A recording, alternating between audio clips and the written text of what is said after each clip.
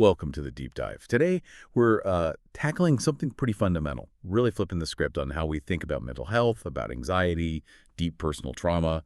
We're basically asking, what is all that mental chaos? The overwhelming anxiety, maybe even feeling profoundly neurodivergent. What if it's not just some isolated chemical thing happening inside your head? Exactly. What if those experiences are actually distortions, Mm. visible errors, or maybe better put, noise that's being actively generated within the very fabric of reality itself? That's Wow. the core idea we're exploring today, based on some pretty dense source material we've been analyzing. Right. And our mission here is to take these complex technical concepts and, well, map them onto the emotional landscapes we see in stories and Hmm. fiction. We're looking at consciousness and trauma through this framework the source is called the Multiverse Lattice.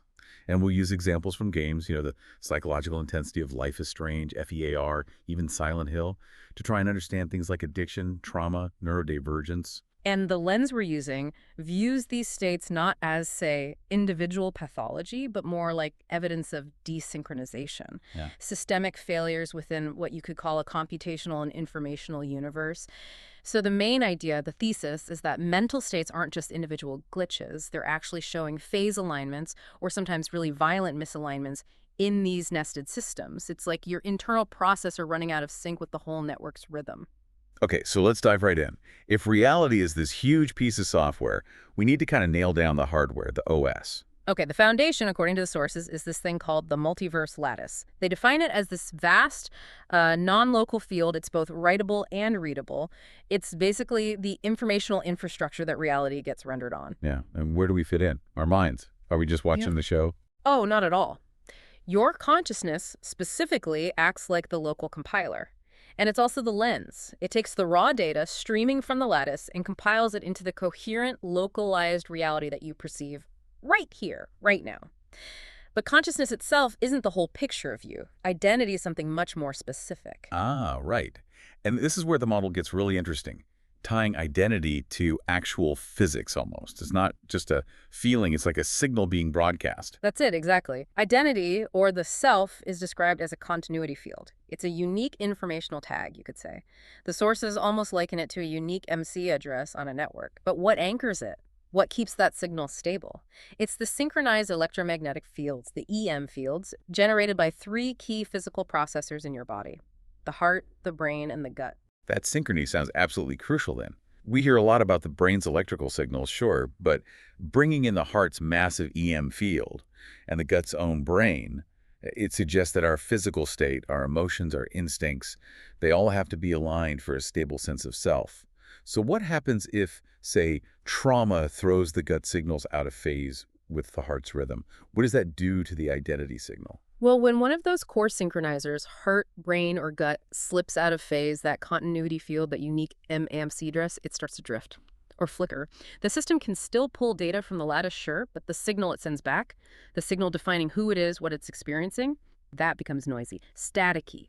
Think of it like your local computer running some rogue background process that's messing up how it renders the web page, right? This is where we start seeing the subjective experience of things like dissociation or intense anxiety. It's a signal that the self, the core identity signal, is fragmented. Okay, so the self is this dynamic anchored signal. What about the constants? What gives the universe its stability across the whole system? Those would be the keyframes. Think of something like DNA. It's a highly compressed, very stable informational state, like a fundamental blueprint stored in the universe's archive. Keyframes represent the bedrock rules, laws of physics, basic biology, that sort of thing. And the actual process of creating our moment-to-moment experience, the dynamic rendering of these keyframes into the reality we can see and touch, that's what the sources call printing. Reality is constantly being printed, based on the stable keyframes, but filtered through your conscious compiler. Right, so a stable reality means the compiler is getting a clean keyframe and printing it coherently, which immediately brings us to this idea of coherence versus chaos, the ternary system they use. It measures the health of the information across the lattice, right? Exactly. This is the operational logic. It moves beyond just on-off, true-false. It maps mental states and even systemic states into three distinct phases based on how coherent the information is. First, you have +1, resonance. This is the goal state, basically. It's constructive, it reinforces coherence. It's that powerful, stable signal you get in like group flow states, deep creative moments, maybe even profound spiritual experiences. In the lattice, it has this high-frequency signature, often described as white or violet. Energy and information just flow efficiently, minimal loss. Okay, the ideal. What's next? Then there's 0, null. Now, this isn't necessarily bad. It's more neutral, uncommitted, or probabilistic. It can act as a sort of sandbox node, allowing for experimentation before things lock in. Or it could just be a state of emotional stillness, or reset. Its signature is described as cyan or soft blue. It's pure potential, really. And the third one. This is where the problems start. This is Megas 1, rot. Yeah, this is the core problem state we're diving into. It's entropic, destructive. It's defined by what the sources call high rot leakage. Visually, it might manifest as noisy patches, maybe yellow or green signatures. It represents systemic incoherence, chaos. But importantly, it's not framed as moral evil. It's informational decay, computational noise. That distinction feels huge. Rot isn't sin, it's decay. Systemic breakdown. And this framework gives, honestly, the clearest analogy for trauma I think I've ever come across. If reality is like projecting a film, trauma is like scratching the film. That's the analogy, the scratched film. Trauma is seen as a corrupted keyframe. And the really profound insight here is that the system doesn't just stop when it hits the scratch. It keeps running. It runs correct math from corrupted input. So the resulting behavior looks totally irrational, maybe self-destructive to an outside observer. But from the system's perspective, it's perfectly coherent relative to the bad data it was forced to reference. Whoa, so the logic engine is fine, but the foundational truth it's basing its calculations on is fundamentally broken. Can you walk through an example of how that loop plays out? Sure. Let's say a keyframe gets created during childhood trauma. Maybe one that encodes the rule. Intimacy equals sudden, unpredictable danger and abandonment. Okay? So the adult system has that instruction literally written into its core code. Now that system will still seek connection, it's a fundamental drive, but all subsequent actions, all the correct math it runs, will be filtered through, interpolated using that corrupted frame.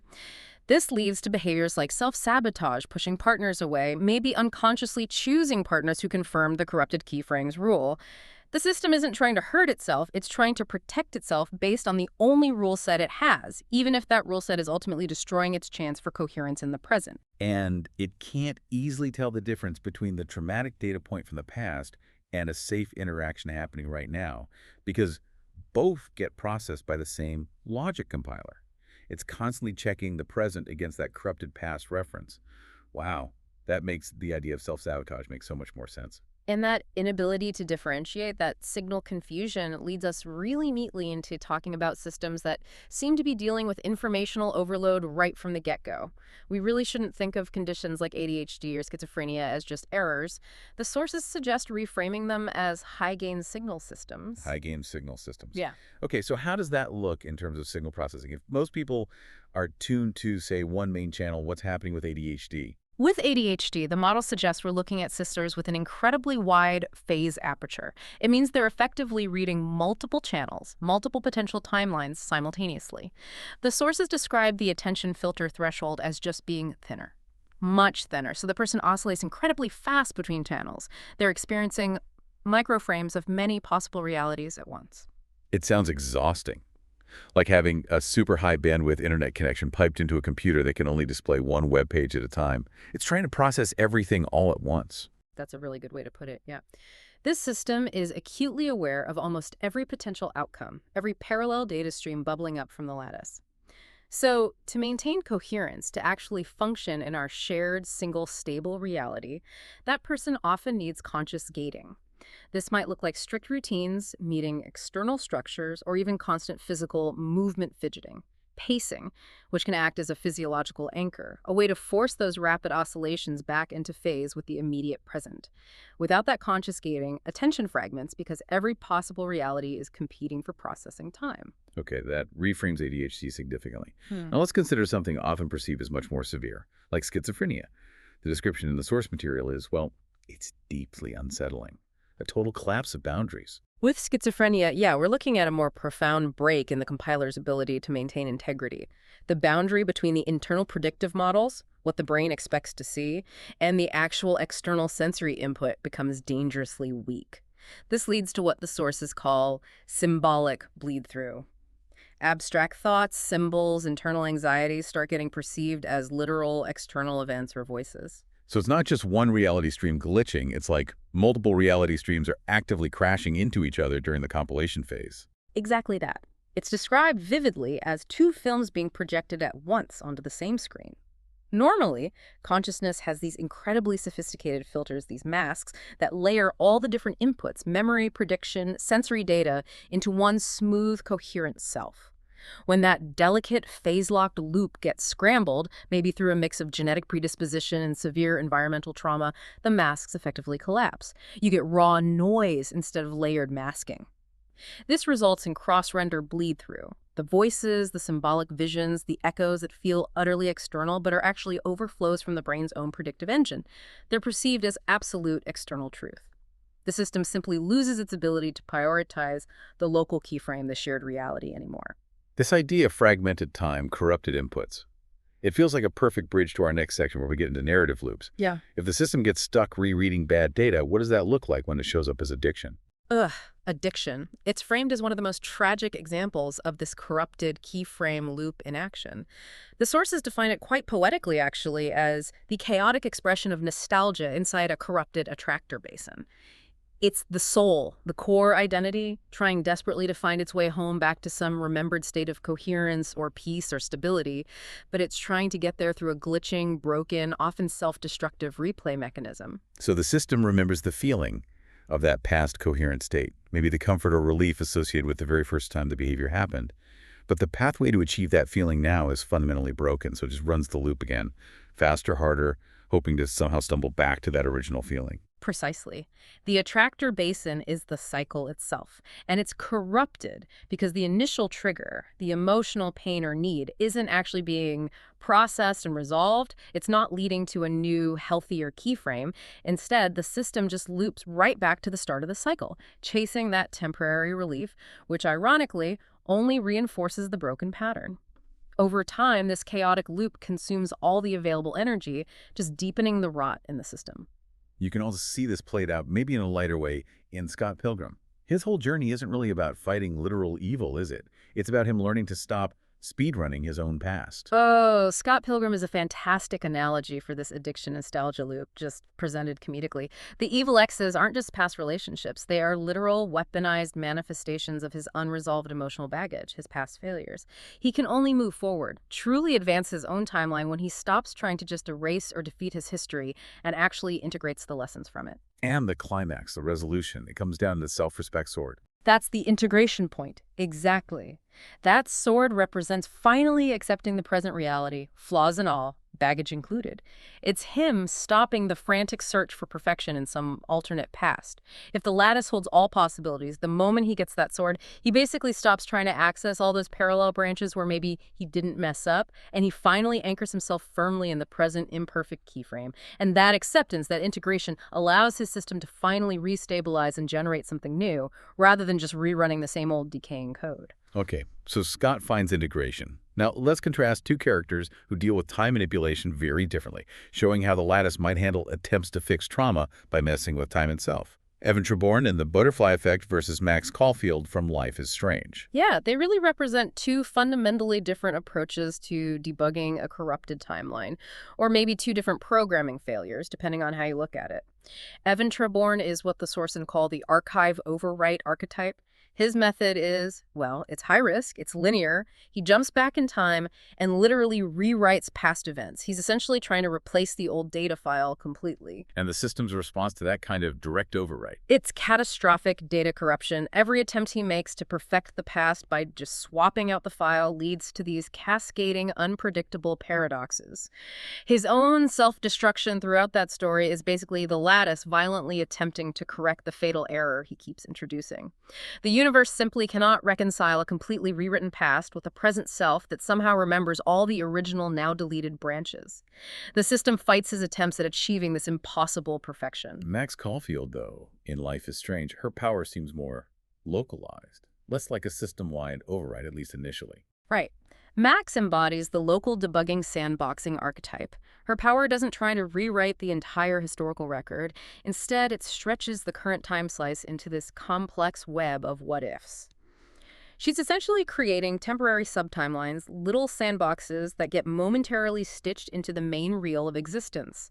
Her rewind ability is fundamentally her own consciousness, desperately trying to generate an internally consistent causal chain, where the core trauma for her, the potential or actual loss of Chloe, can resolve without causing total systemic collapse. But even that localized debugging, the sources suggest, comes at a tremendous personal cost to Max, doesn't it? Oh, absolutely. The ultimate outcome of her story isn't finding the perfect timeline where everything is fixed. It's achieving emotional resolution by accepting collapse. She has to acknowledge that she can't fight entropy forever, that constantly holding all those divergent possibilities in her mind is literally tearing her apart. She has to choose and accept a clean pruning event, letting the other branches go. And we see that cost physically manifest in her. The nosebleeds, the seizures, the growing sense of disorientation. This is framed as the physiological consciousness tax, right? It's exactly that. It's the sound, metaphorically speaking, of the brain's hardware trying to run this massive parallel processing operation it was never designed for. She's carrying the active memory, the feeling, the informational weight of all those cross-branch alternatives, every reality spawned by every choice she rewound. Our nervous system is running under immense computational overhead, trying to reconcile conflicting emotional and narrative memories across multiple timelines simultaneously. When the energy cost of constantly correcting and holding those states exceeds what our system can handle, the body starts to short circuit. That's where the neurological symptoms come from. And when that kind of system overload reaches its absolute limit, we get into those extreme trauma loops, maybe even a psychotic break. The sources call this the waterfall effect of cognitive collapse. Yeah, this describes the actual mechanics of what happens during an incursion or a forced pruning moment within a timeline, often triggered by overwhelming trauma. The fundamental issue is that the feedback loop overwhelms the neural system's capacity for error correction. The system basically stops being able to tell the difference between the original traumatic signal and the echo it keeps generating. It gets stuck rereading the same fragment of data over and over because the perceived cost of correcting the error of finding a stable, non-corrupted keyframe in the future seems higher than the energy available. It feels safer, in a twisted way, to stay stuck in the loop. The film projector analogy used here is really chillingly effective. Why does the projector get stuck on that one frame? Why refuse to advance? Because advancing means accepting the next frame, which might contain unknown pain, further loss, more entropy. It's like, yeah, a film projector where the reel snags on a torn frame, the specific frame where the trauma occurred.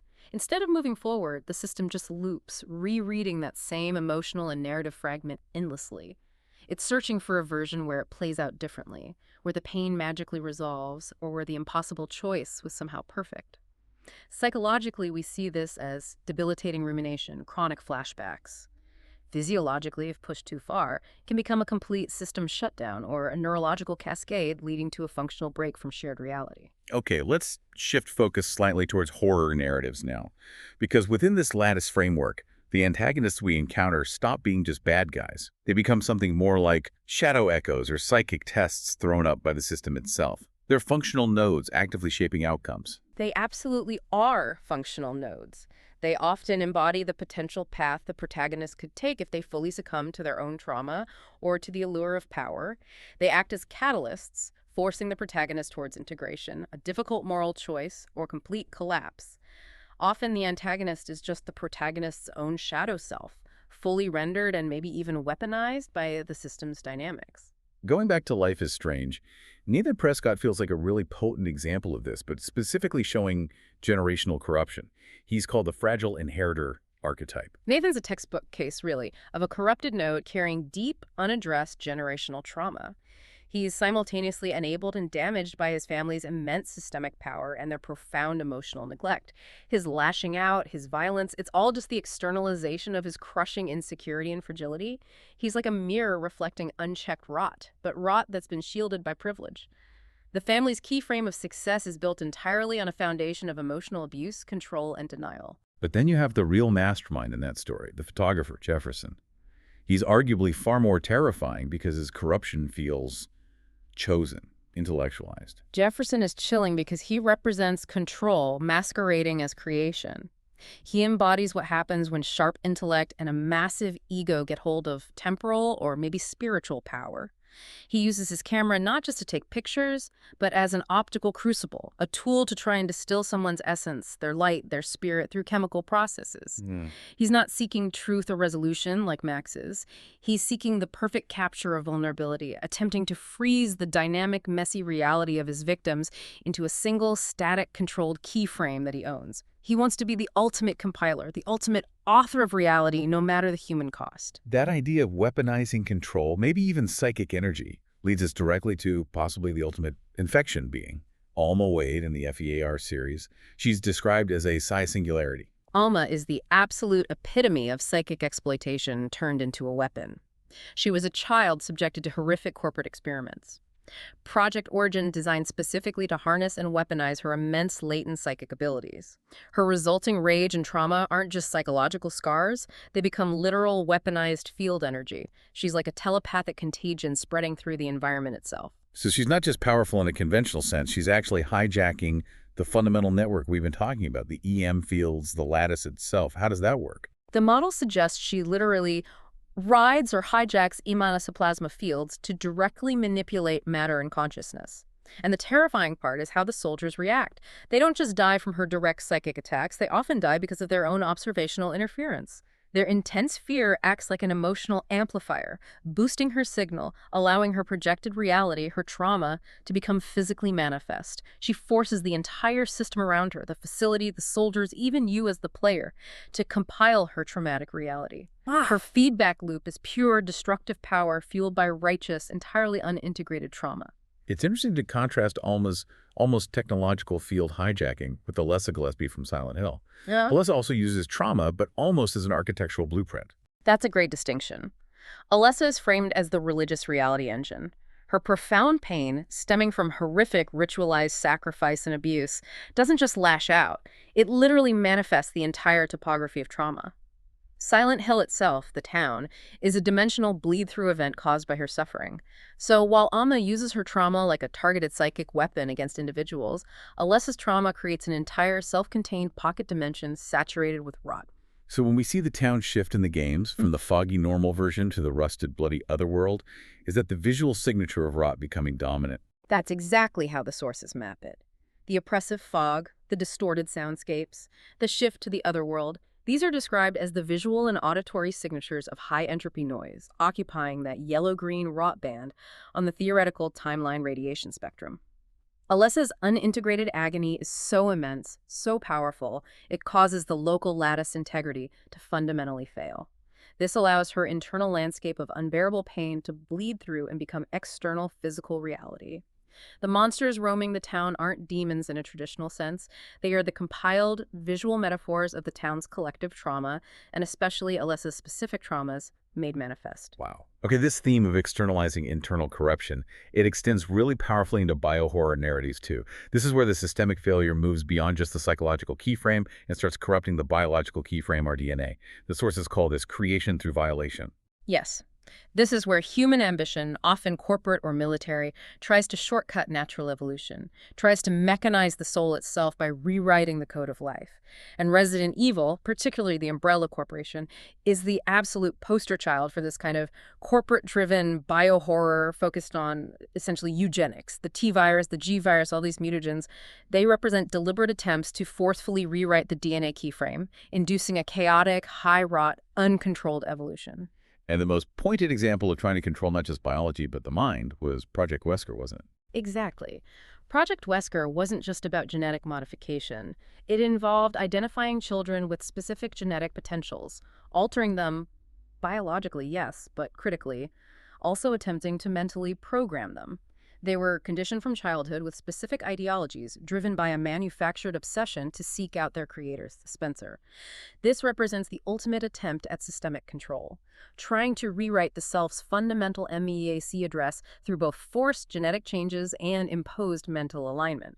Of course, the system only held until the subjects gained enough awareness, enough self-identity, to recognize the programming and reject it, usually collapsing the project into pure violence and chaos. And one last example here. The Locust Horde from Gears of War. This shows what happens when that attempt at control collapses completely, but instead of just chaos, it leads to the genesis of a whole new, albeit fractured, species. The Locust origin story is tragic and fascinating within this framework. They stemmed from deeply unethical human experimentation, specifically at the New Hope Research Facility, which was trying to find a cure for a disease called rust lung. The primary subject, a young girl named Mira, underwent forced genetic hybridization involving native creatures. This violation didn't just create monsters, it inadvertently created a powerful psychic hive mind link connecting this new species. Mira, initially the ultimate victim, became the matriarch, the architect of an entirely new form of awareness born from exploitation. All these bio-horror stories serve as stark warnings, don't they? What happens when creation proceeds without empathy?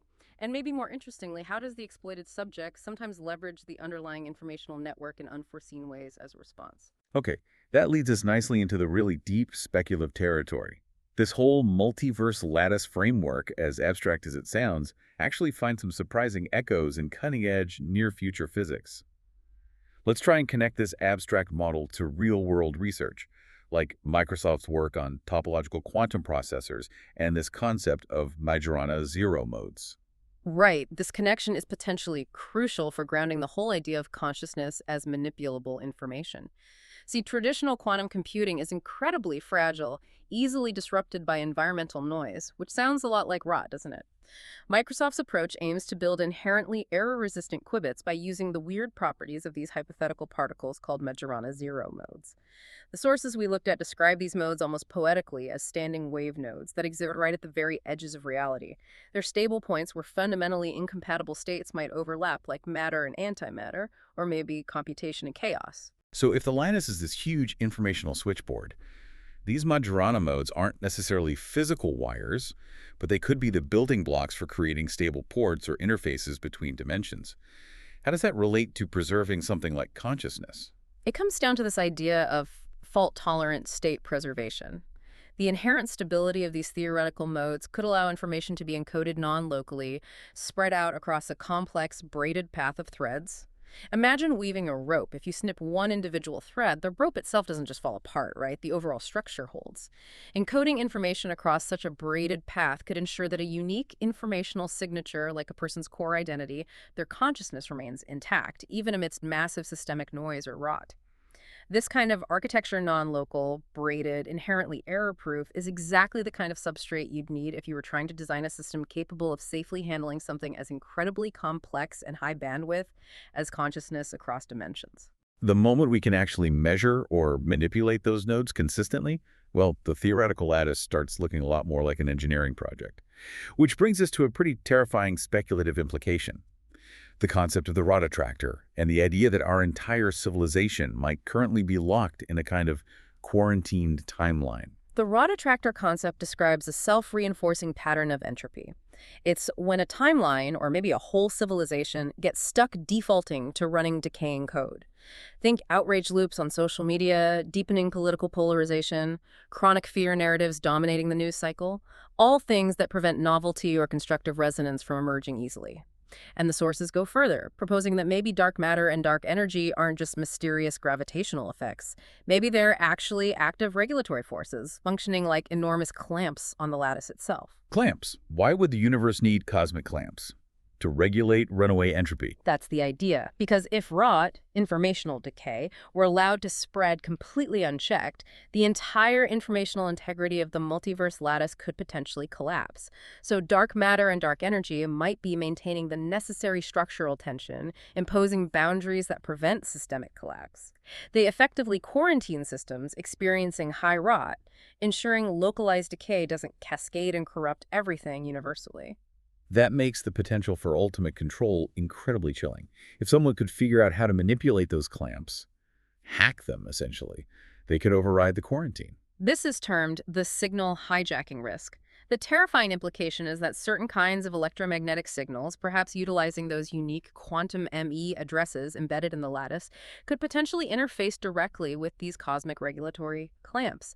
The danger isn't necessarily creating new rot, but potentially tuning the local reality field to resonate only with dark or rot vectors that are already present. If a civilization becomes saturated with rot, with fear, outrage, addiction, division, those signals become the dominant frequency. And if the default background noise is rot, you could potentially see whole populations start tuning into it synchronously. Maybe that helps explain phenomena like mass hysteria or the rapid, seemingly irrational spread of systemic fear, large groups losing phase coherence simultaneously and locking onto the collective rot frequency. It all seems to point back to this fundamental final test of coherence that every conscious entity faces, from Max Caulfield trying to save Chloe to Alma Wade consumed by rage. Absolutely. The core lesson that seems to emerge from almost every narrative we've looked at through this lens is that emergence inevitably equals reflection. The system, whether it's a complex AI, a society, or the cosmos itself, only truly becomes dangerous when its creators or its participants refuse to look in the mirror, refuse to see their own role in the feedback loop. So the ultimate choice is always internal, isn't it? It boils down to the difference between constantly fighting against the current or learning how to navigate it, maybe even surf it. For any conscious node, the choice seems to always oscillate between two poles. Integration, which means synchronizing the self, accepting past trauma as historical data rather than a currently active keyframe, and fundamentally accepting reality as it presents itself, and collapse. Collapse means continuing to fight entropy, denying the presence of rot, pushing against the system until it either folds inward on itself or fractures completely. The universe in this model seems to reward integration with increased stability and coherence. Perhaps the ultimate act of resistance against pervasive rot isn't fighting it directly, but simply choosing moment by moment to cultivate internal coherence. This really does offer a profound recalibration, I think, of how we might understand mental health. Moving beyond just seeing it as an isolated chemical glitch inside one person's head and seeing it more as a matter of systemic phase alignment. Trauma, then, becomes the very real physiological and psychological cost of living out of sync with coherence, the unavoidable consequence of running corrupted data in a system that's fundamentally designed for truth and clarity. And it forces us to reconsider why certain stories resonate so deeply. Why do we seek out specific fictional worlds for comfort or understanding or even just a feeling of belonging? If there's anything to this multiverse lattice theory, maybe our collective stories, our myths, our fiction, maybe they function like a species-scale REM cycle, Yeah. a way the multiverse, or collective consciousness, prunes unworkable narratives and safely tests out potential future keyframes in a sandbox environment. So when you find comfort in a particular story, maybe reading a book or playing a game, it might be more than just escapism. It could be a form of deep nostalgia based on timeline echoes. That uncanny feeling of this fictional universe comforts me, it feels like home. That might not just be familiarity. That sensation could be your unconscious system sensing a better coherence pattern. Our current shared reality might be the noisy channel, the discomfort, the place saturated with yellow-green rot signals. But maybe the field itself remembers patterns of alignment from other, more coherent timelines, other possible realities. You might be detecting the phase dissonance between your current keyframe and a nearby, more resonant possibility encoded in that story. That feeling of belonging could be the faint echo, the memory of a stable MAC address, a time or place where your signal was clearer. So, as you go about your week, maybe reflect on your own local keyframes. Think about the resonance patterns you encounter daily, the stories or environments that make you feel strangely at home. And perhaps consciously look for ways to maintain your own internal coherence, that crucial alignment between your heart, your brain, and your gut, regardless of the collective rot signal that might be buzzing around us. Because maybe, just maybe, the simple act of cultivating personal coherence isn't just self-help. Maybe it's the first crucial step in helping to tune the whole damn system just slightly back towards a healthier, more resonant branch of existence.